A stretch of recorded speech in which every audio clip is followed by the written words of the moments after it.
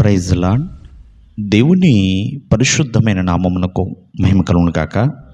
ప్రభు నామమున మీ అందరికీ హృదయపూర్వక వందనాలు. ఈ ఉదయకాలము దేవుని వాక్యాన్ని విందాం.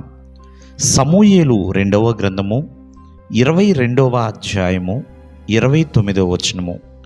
యెహోవా, నీవు నాకు దీపమై ఉన్నావు. యెహోవా చీకటిని నాకు వెలుగుగా చేయును. ప్రియమైన వర్లరా, భక్తుడైన దావీదు రాస్తున్న చక్కటి మాటలండి.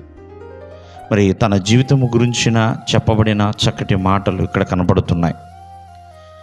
తన జీవితం అంతా ఎటువంటి పరిస్థితిలో ఉందంటే ఒకటే గందరగోళం అండి. ఎక్కడా కూడా స్థితి లేదు, నెమ్మది లేదు. ఎక్కడ చూసినా శత్రువులు. అటువంటి పరిస్థితుల్లో మరి దావీదు జీవితము గురించి ఇక్కడ రాయబడింది.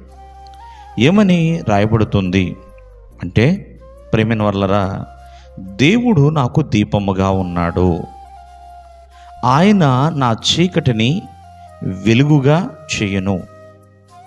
చూడండి, ఎలా చేయగలుగుతాడు ఆయన?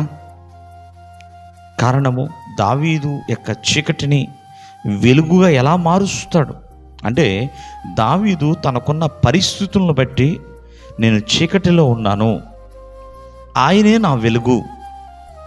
నాకు శత్రువులు ఉన్నారు, ఆ శత్రువులందరినీ కూడా నేను జయించటానికి దేవుడే నా సహాయము.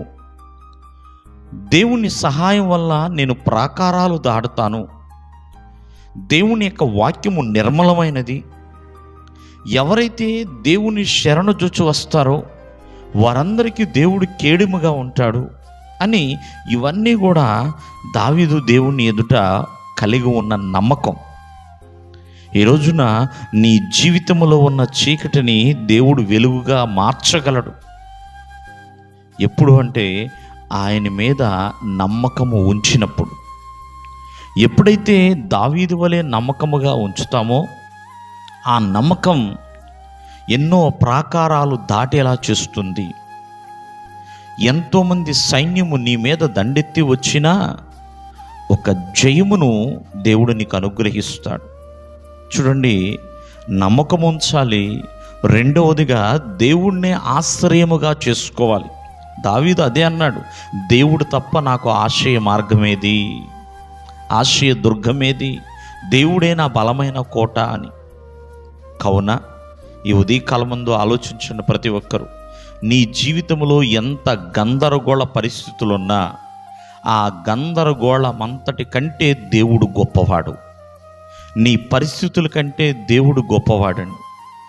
అలా నీ కష్టములలో, శ్రమలలో ఎప్పుడైతే ప్రభువు తట్టు తిరిగి దేవుని సహాయాన్ని ఆశ్రయించి దేవుని యందు నమ్మకం ఉంచితే నీకున్న పరిస్థితులన్నింటినీ కూడా దేవుడు చక్కగా మలచగలుగుతాడు. నీకున్న చీకటిని దేవుడు వెలుగుగా మలుస్తాడు. ఆ యొక్క కష్టకాలంలో దేవుడే నీకు దీపముగా ఉండి ముందుకి నడిపిస్తాడు. దేవుడు మిమ్మల్ని దీవించునుగాక. ఆమేన్.